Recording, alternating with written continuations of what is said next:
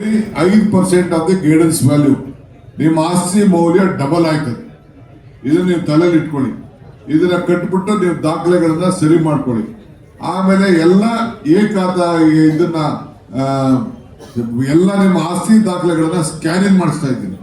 ಯಾರ ಮುಂದಕ್ಕೆ ತಿದ್ದುವಂತ ಕೆಲಸ ಮಾಡಬಾರ್ದು ಅಂತೇಳಿ ಎಲ್ಲ ನಿಮ್ಮ ಏನ್ BDA ಏರಿಯಾ ಇದೆ ಅದೆಲ್ಲ ಮುಂದಕ್ಕೆ GBA ಏರಿಯಾ ಆಗೋಗ್ತದೆ.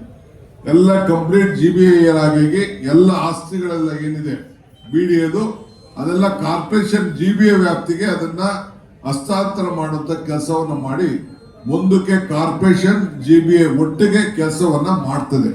BDA ಬೇರೆ ಜಾಗ ಇರ್ತದೆ. ಇದೆಲ್ಲ ಕೂಡ ನಿಮ್ಗೆ ಅಂದ್ರೆ ಒಂದೇ ದಿನ ಆಗುದಿಲ್ಲ.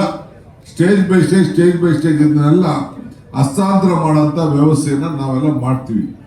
ಈಗ ಬಹಳ ಜನ ಕಸದ ಬಗ್ಗೆ ಮಾತಾಡಿದಿರಿ, ರಸ್ತೆ ಬಗ್ಗೆ ಮಾತಾಡಿದಿರಿ, ಪಾರು ಬಗ್ಗೆ ಮಾತಾಡಿದಿರಿ, ಇಲ್ಲಿ ಜಿಮ್ ಬಗ್ಗೆ ಮಾತಾಡಿದಿರಿ, ಟಾಯ್ಲೆಟ್ ಬೇಕು ಅಂತ ಹೇಳಿದಿರಿ, ಕೆಲವರು ಪೊಲೀಸ್ ವಿಚಾರ ಮಾತಾಡಿದಿರಿ, ಕೆಲವರು LED ಲೈಟ್ ಬಗ್ಗೆ ಮಾತಾಡಿದಿರಿ, ಕೆಲವರು ಬಸ್ ಸ್ಟೇಷನ್ ಬಗ್ಗೆ ಮಾತಾಡಿದಿರಿ, ಪಾರ್ಕು ಹ್ಯಾಂಡ್ ಓವರ್ ಮಾಡಬೇಕು, ಲೇಡೀಸ್ಗೆ ಜಿಮ್ ಬೇಕು, 8th ಮೈನ್ ರೋಡ್ ಅಲ್ಲಿ ಕೆಲವು ವಿಚಾರ ಹೇಳಿದಿರಿ. ಮಾಚಿದೇವರು ಅವರು ಕೂಡ ಸಂಘದವರು STP ಬಗ್ಗೆ ಮಾತಾಡಿದ್ದಾರೆ. ಹಿಂಗೆ ಕೆಲವು ಅನೇಕ ಕಸ ಆಗಬೇಕು, ರಸ್ತೆ ಅಗಲೀಕರಣ ಮಾಡಬೇಕು ಅಂತ ಹೇಳಿದ್ದಾರೆ. ರಸ್ತೆ ಅಗಲೀಕರಣ ಮಾಡಬೇಕಾದ್ರೆ ಅದೇ ಆದಂತ ಒಂದು ಕಾನೂನು ಇದೆ. ಯಾರಾದ್ರೂ ಪ್ರೈವೇಟ್ ಜಾಗ ಇತ್ತು ಅಂದ್ರೆ ಅದಕ್ಕೆಲ್ಲ ಕಾನೂನು ಬೇರೆ ಇದೆ, ಅದನ್ನು ಕೂಡ ನಾನು ಮಾಡ್ಕೊಡ್ತೀನಿ. ಸಮನ್ವಯ ಸಮಿತಿ ಬಗ್ಗೆ ಕೆಲವರು ಮಾತಾಡಿದಿರಿ. ಮೆಟ್ರೋ ಬೇಕು ಅಂತ ಹೇಳಿದಿರಿ. ಮೆಟ್ರೋ ಈಗಾಗಲೇ ಬರ್ತಾ ಇದೆ. ಬಂದ್ರೆ ಅಷ್ಟು ಸುಲಭ ಅಲ್ಲ.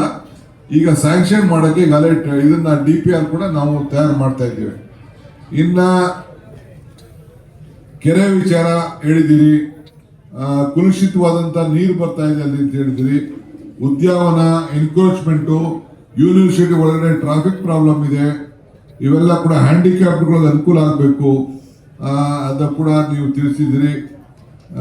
ಇನ್ನ BWCSB ನೀರಿನ ಬಗ್ಗೆ ಕೆಲವರು ಮಾತಾಡಿದಿರಿ.